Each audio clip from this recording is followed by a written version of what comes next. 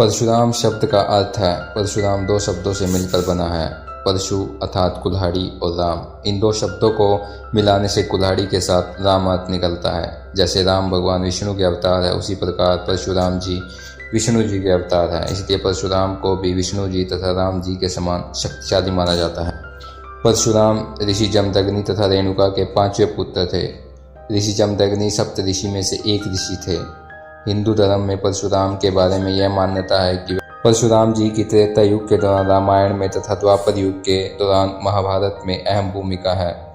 रामायण में सीता जी के स्वयंवर में भगवान राम द्वारा शिव जी का पिनाक धनुष तोड़ने पर परशुराम अधिक क्रोधित हुए थे। परशुराम जी वीरता के साक्षात उदाहरण हैं। वे अपने माता पिता के प्रति पूरी तरह से समर्पित थे। एक बार परशुराम के पिता अपनी पत्नी पर क्रोधित हुए। रेणुका एक बार मिट्टी के घड़े को लेकर पानी भरने नदी किनारे गई, किंतु नदी किनारे कुछ देवताओं के आने से उन्हें आश्रम लौटने में देरी हो गई।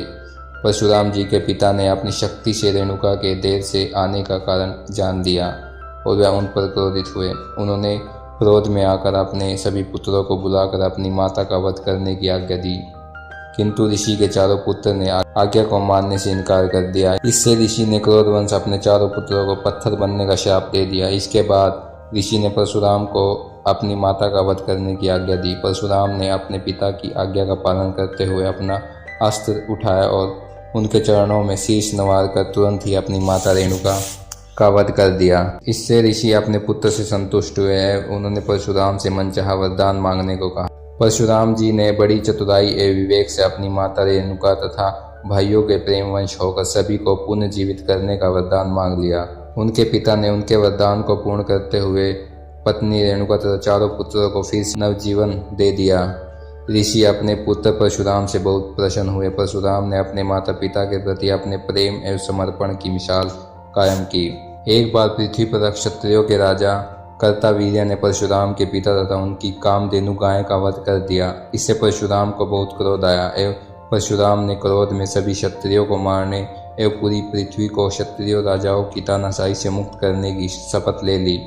जब पृथ्वी पर सभी क्षत्रियों ने यह कसम सुनी तो वे पृथ्वी छोड़कर भागने लगे। पृथ्वी की रक्षा के लिए कोई भी क्षत्रिय नहीं बचा, इसलिए कश्यप मुनि ने परशुराम को पृथ्वी छोड़ने का आदेश दे दिया। मुनि कश्यप की आज्ञा का पालन करते हुए परशुराम महेंद्रगिरी पर्वत पर रहने लगे। वहां उन्होंने कई वर्ष तपस्या की। तब से आज तक महेंद्रगिरी को परशुराम का निवास स्थान माना जाता है। महेंद्रगिरी उड़ीसा के गजपति जिले में स्थित है।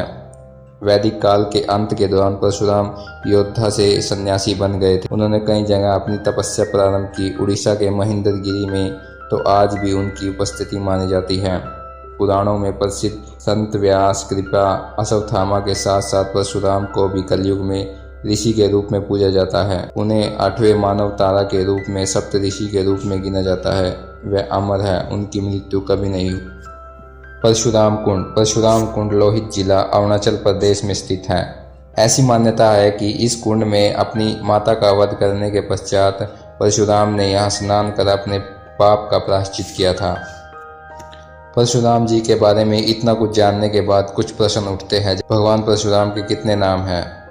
इनका नाम उनके माता पिता ने अनंत राम रखा था, किंतु भगवान शिव द्वारा दिए गए अस्त्र परशु उनके हाथ में सर्वथा रहने के कारण इनका नाम परशुराम रखा गया। इनका जन्म कब हुआ था? वैशाख माह की शुक्ल पक्ष की तृतीया को इनका जन्म हुआ था। परशुराम जी के कितने शिष्य थे? भीष्म पितामह, गुरु द्रोणाचार्य एवं कर्ण इनके शिष्य थे। परशुराम जी की जयंती कब मनाई जाती है? हर साल अक्षय तृतीया के दिन इनकी जयंती मनाई जाती है।